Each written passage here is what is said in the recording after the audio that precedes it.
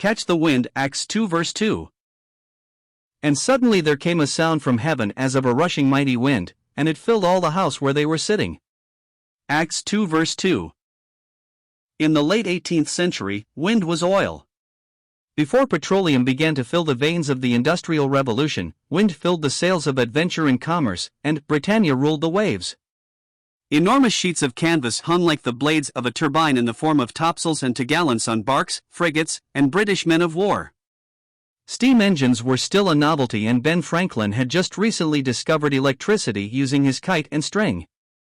Inquisitive men were probing the powers of the universe and searching the globe for its hidden treasures. Leaving the calm, comfort, and safety of the harbor, brave men worked the spider web of line and sail, in a kind of dance with the wind. As the wind increased, the first mate would order more cloth to rise in procession like faces on a totem pole, and as the wind increased even more, one by one, the sails would be taken in and furled. When the winds blew and stormed like fury, all canvas was removed, and captains, as in the book of Acts, would let her drive. Steam, oil, and other forms of power have seen the disappearance of schooners and those who knew the art of the ancient mariner and skill needed to ride the wind. There was a time when lighthouses dotted the shoreline and men studied the tide's ebb and flow. There was a time when men were close to nature and much closer to God.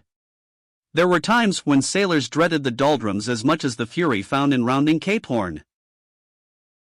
Perhaps a seaman or midshipman out at sea in the 18th century never broke the sound barrier when it came to speed, but somehow I think he experienced life more while feeling the wind upon his cheek, smelling the salt in the air, hearing the breaking of waves on a wooden hull, and he came closer to touching heaven than modern man ever will with all his technology. When the ship of Zion first left port in Acts chapter 1, it waited for the wind and the tide of the New Testament.